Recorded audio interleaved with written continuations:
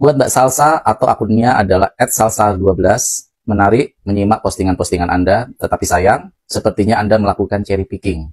Anda memilah-milah yang menguntungkan pilihan politik Anda. Karena aku juga orang Indonesia dan aku masih warga negara Indonesia. Dan aku udah melihat kebrutalan pemerintah yang udah gila, nggak ada obat ini, yang mereka udah nggak tahu malu, bener-bener nantangin masyarakatnya. Anda tidak berdiri sebagai sosok yang bagaimana menilai secara objektif dengan menceritakan secara kronologis detail konstruk kejadian-kejadian sehingga masyarakat bisa tahu dan paham kenapa semua ini terjadi saat ini. Salah satu contoh Anda mengkritik tentang pemberantasan korupsi, tentang tingkah laku DPR, tentang tunjangan DPR. Kenapa Anda tidak menceritakan secara detail kronologis awalnya?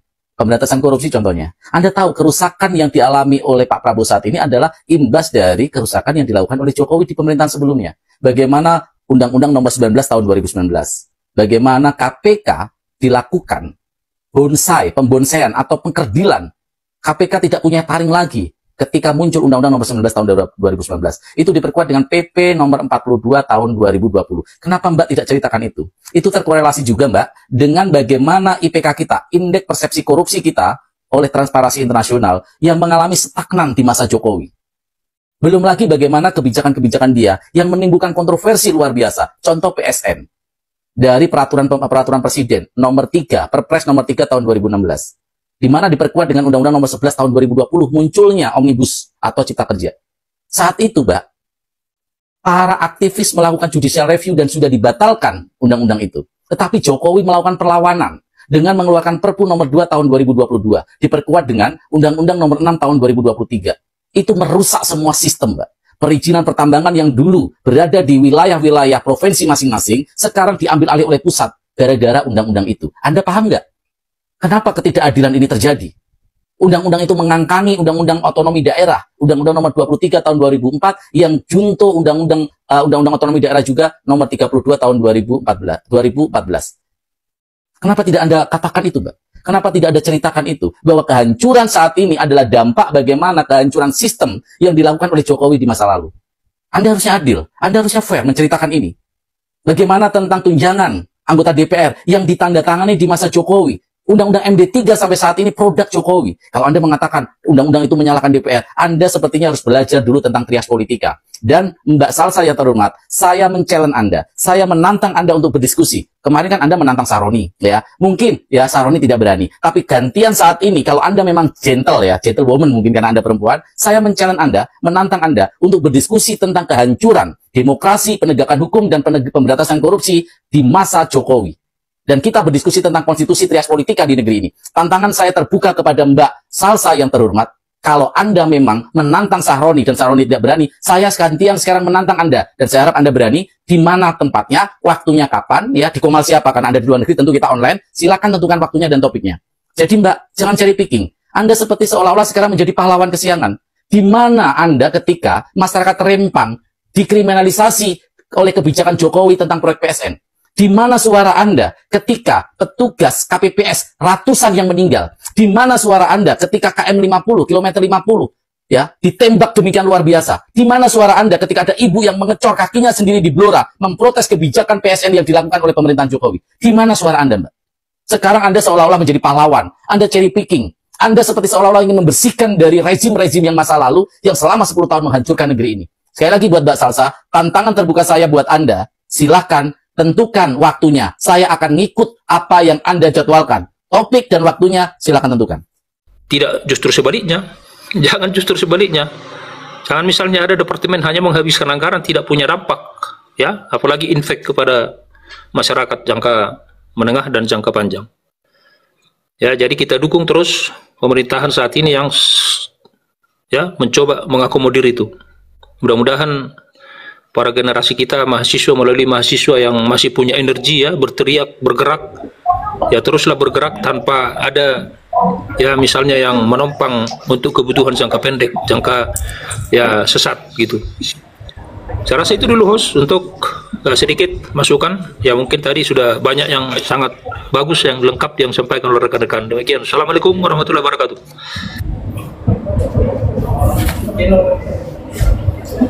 Baik. Bang Amsir, thank you Bang Amsir. Silakan Bang Kocor. Bang Kocor, silakan. Ya, saya tadi lontar itu bukan saya apa ya? Saya bukan ngada-ngada, tapi ini dengan fakta. Kenapa saya fokuskan dengan undang-undang? Yang pembuat undang-undang. Dari tadi itu saya mengucapkan dengan fakta. Nah, faktanya kan seperti ini, Bang Joto. Sekarang ini keistimewaan undang-undang mengistimewakan pemerintah, tapi rakyat kecil tidak. Kan di sini. Sedangkan kebijakan pemerintah itu mengikuti pelaturan undang-undang.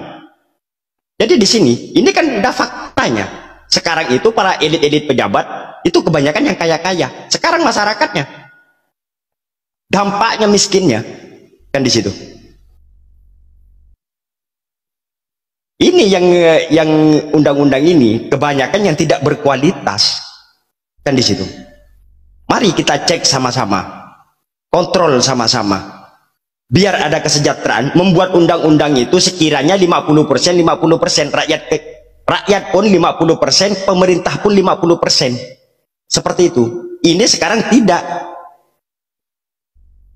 92% untuk kepemerintahan, keistimewaannya, 88% itu untuk masyarakat. Ini keadilannya mana? Kan di situ. Jadi di situ, coba abang teliti saja. Kenapa sampai terjadi demo besar-besaran seperti ini? Kan di situ. Ini dampaknya. Ya, halo teman-teman, kembali bersama saya di channel ini. Salam inspirasi, salam NKRI, harga mati. Ya, teman-teman, tadi kita mendengar banyak penyampaian dari cuplikan video sebelumnya. Tentu ini menjadi hal yang menarik dan berita yang saya kira lagi ramai diperbincangkan soal Salsa. Yang saya nggak tahu siapa Salsa ini sebetulnya. Tapi informasi yang saya dengar, beliau ini dari luar negeri, ya, warga negara Indonesia, tapi ya tinggal di luar negeri atau menikah di sana, saya nggak tahu lah. Dulu kemarin menantang Sahroni berdebat dan kemudian menyerang banyak pejabat di Indonesia. Tapi dari berbagai macam video yang saya lihat, ada sautan dari netizen dan juga dari berbagai pegiat media sosial di Indonesia, kerap Mbak Salsa ini tidak pernah menyinggung, mengusik Jokowi. Nah, jadi ini kan diduga orang suruhan, jadi mengarah ke geng Solo begitu ya. Saya nggak tahu benar atau tidak, tapi itu yang saya lihat ya. Teman-teman mungkin merasa seperti itu ya, saya nggak tahu ya, teman-teman nanti boleh jawab. Tapi coba saya melihat ya di sini, sepinter apapun Salsa dengan usia yang relatif masih muda, 1000% aku yakin bukan dari hati nurani, namun suruhan. Nah, ini duga-dugaan ini nih. Coba ada yang berani tantang Salsa nggak untuk bahas masalah-masalah termul? Dia mau lantang, nggak berbicara. Ya, tolong misalnya soal polemik ijazah. Ayo dong Pak Jokowi tunjukkan ijazahnya, misalnya begitu. Sekarang lagi ramai menggugat ijazah Gibran juga. Ya, kita berharap Salsa ini lantang juga menyuarakan. Ayo dong Mas Gibran, kalau punya ijazah tunjukin dong. Nah, misalnya begitu. Ya, jangan kemudian hanya menyerang pihak-pihak tertentu ya. Jadi banyak netizen atau rakyat Indonesia, khususnya para pegiat media sosial, beranggapan bahwa wah, jangan-jangan ini orang suruhan nih, jangan-jangan ini orang bayaran nih. Nah, jadi itu yang beredar isunya begitu ya. Kemudian jaringan termul sudah menggurita ke seluruh dunia. Sayang sekali Salsa, katanya pinter dan berpendidikan, tapi nyatanya rela jadi buzzer RP. Salsa. Betul, Salsa lantang banget, tapi dia nggak pernah nyinggung masalah yang berhubungan dengan termul. Tanda tanya, apakah dia bagian dari ternak Mulyono atau ternak termul? Nah, itu dia teman-teman ya. Pantesan Kompas TV langsung jemput bola dan gesit. lagi dan lagi, selalu dan selalu meriah utama Jokowi dari dulu. Sejak si Salsa muncul, saya nggak tertarik karena dia seperti mengalihkan isu ijazah palsu Jokowi dan Gibran. Dari awal saya udah curiga dengan orang ini. Ternyata makin kesini, makin kelihatan kiblatnya kemana ternyata. Termol ya. Ya, lama-lama dia menyudutkan partai itu terus. Ternyata dia itu cuma provokator. Awalnya aku cukup suka dan ku kasih jempol karena cukup bagus argumen-argumennya melawan Dewan atau DPR yang tunjangannya fantastis, di mana itu adalah atas ide Pak Prabowo dan nggak ditolak oleh Bu Sri Mulyani atau kompakan gitu ya. Tapi lama-lama dia itu sentil PDIP terus. Maksudnya apa coba? Ngurusin banget. Presiden bukan, pejabat bukan, nggak sopan.